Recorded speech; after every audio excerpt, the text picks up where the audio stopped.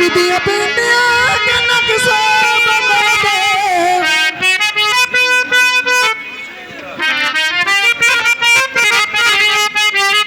और बिटिया बिटिया के नक्शा बना दे। हमारी अम्बेडकर बिचारी वाला हमारी नथिया हमारे नाथिया हमारी नथिया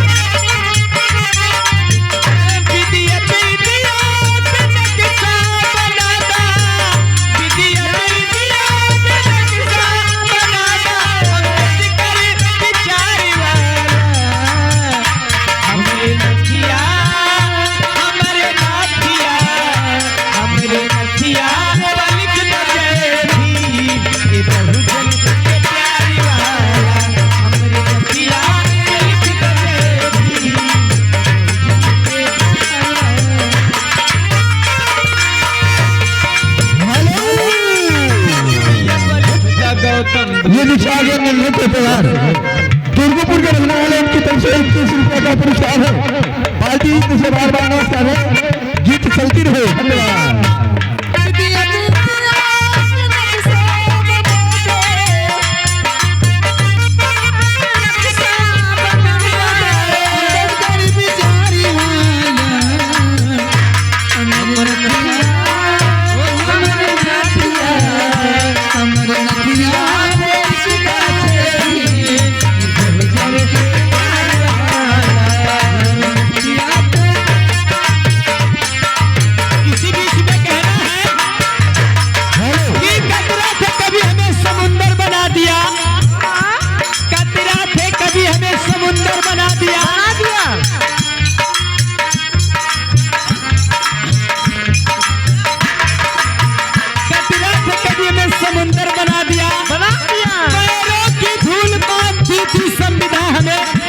जी हाँ, पैरों की धूल मानती थी संविधान हमें, बाबा साहब ने सबके बराबर बैठा दिया। चूड़िया पर लिखा गौतम बुद्ध के विश्वास हो, सड़िया के यारी यारी संत रविदास हो।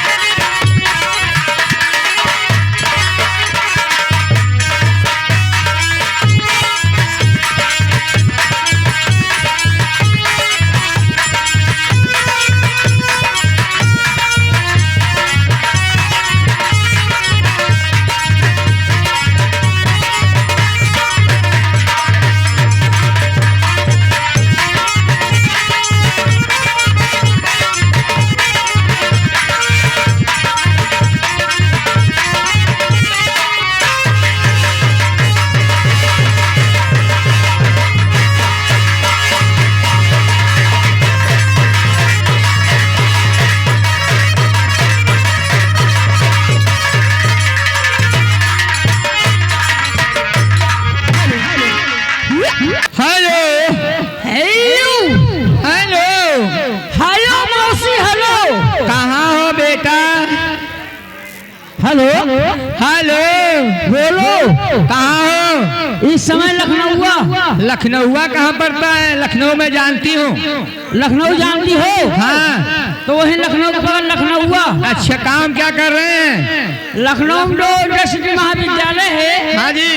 मैं प्रधानमंत्रियों को मुख्यमंत्रियों को पढ़ा रहा हूँ। क्या मास्टर हैं? हाँ तो ठीक है। इस समय हम लेटिंग घर में बैठे हैं। क्या कर रहे हैं? लेटिंग घर में बैठे अखबार पढ़िए अखबार। अखबार जी। अरे छी छी, क्या वही जगह मिली थी आपको अखबार पढ़ने के लिए? अगर अखबार हम मार्केट में पढ़ते हैं हाँ। तो हमको लखनऊ के लोग बहुत परेशान करते हैं। ए परदेसी बाबू, हाँ जी। तो आपका अखबार कितने पन्ने का है? ज्यादा नहीं 2-4 पन्ने का है। 4 पन्ने का? जी। तो पहले पन्ने में बता दीजिए क्या लिखा गया है? सब यहाँ महिलाएं बैठी हैं। हाँ बैठी हैं। अगर महिलाएं बैठी है तो हमारी बात गौर से सुने। सुन रही हैं। अपने सर के बालों को जड़ से मजबूत बनाना चाहती हूँ तो क्या करें वो? तो यूरिया खाद का इस्तेमाल करें। तो का फांसी ले जाए भगाती दारू नदिया का कहाँ बहनी बतावा कहूँ पर यूरिया डाई डारे बड़ा हो जाए। पागल बहुत लंबा हो जाए। हाँ। और दूसरे पन्ने में क्या लिखा है? दूसरे पन्ने में जिस सज्जन का जिस मर्द का बाल पक गया है। हाँ जी। क्या करें वो? अब डाई लगाने की आवश्यकता नहीं है। तो क्या करें वो जाए मार्केट से 2 किलो कतरा लेकर आए। हाँ। और खौला कर अपने बालों में लगा ले। तो भगवती ले जाए। हाँ। और तीसरे पन्ने में? तीसरे पन्ने में पहतीपुर सब्जी मंडी में क्या हुआ? पहतीपुर सब्जी मंडी में 17 किलो का टमाटर फट गया। 20 लोग की मृत्यु हो गई, 25 लोग घायल हैं। अरे मोरी मैया रे मैया। ए परदेसी बाबू। हाँ जी। वो टमाटर कैसा था? वो टमाटर 9 महीने से गाभिन था। तो भगवती ले जा नदिया खड़ा। और चौथे पन्ने में? चौथे पन्ने में इसी गांव में हाँ। ये कुत्ता ने कुतिया का नाक कान दोनों काट लिया है। हरी मरी मैया रे मैया। अरे वो किस लिए? वो इसलिए कि वो कुतिया तो प्राइवेट कुत्तों से मोहब्बत कर रही थी इसलिए। नदिया और 5वें पन्ने में मैं खुद हाजिर हूँ। आइए आइए आप ही के जा रहे हैं। हेलो स्टाफ, इसी बीच में आ गए हमारे महल हो टेंट हाउस पहतीपुर।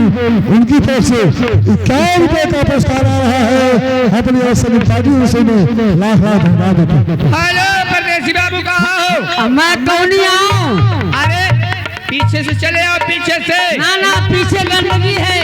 क्या? पीछे गंदगी है। अरे वही चले आओ ना।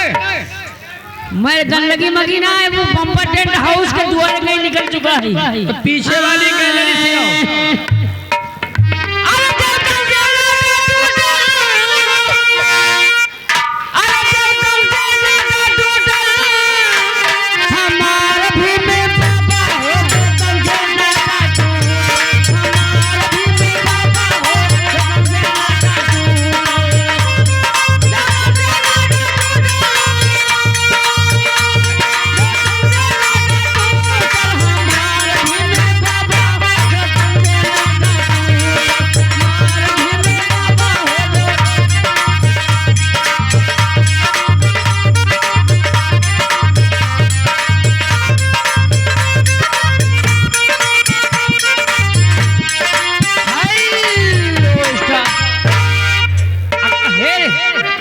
हेलो, आए हुए सभी ग्रामवासियों से मैं हाथ जोड़ के हार्दिक स्वागत वंदन अभिनंदन करता हूँ। पहला नंबर तो मैं एक बार देखता हूँ भगवान का नाम कितने बच्चे लेते हैं। बोलिए श्री रामचंद्र की।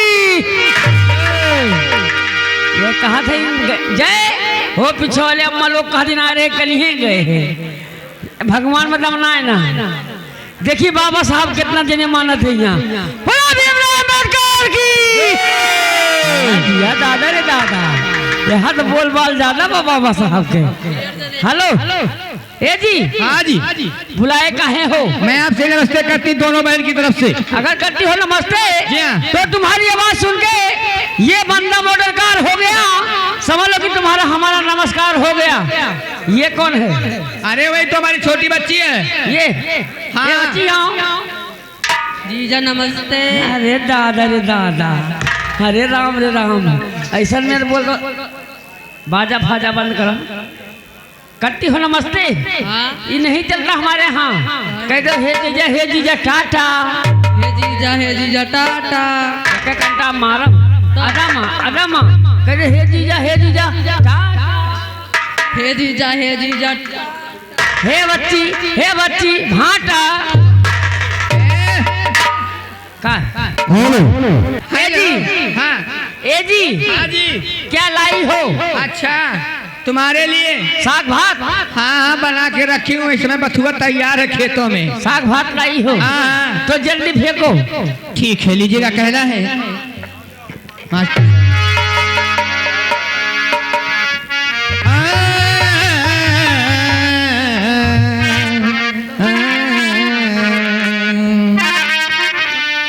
अजब की बांसुरी बजती है वृंदावन बसैया की,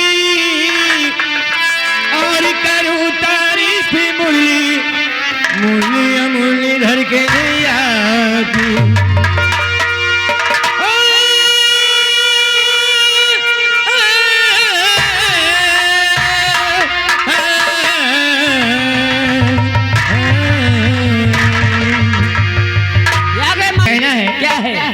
कहना है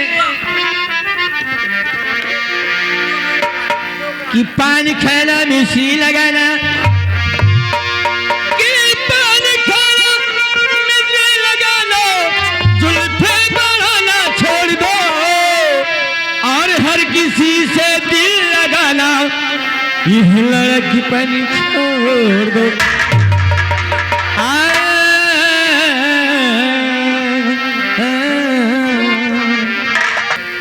मिल गए हो अगर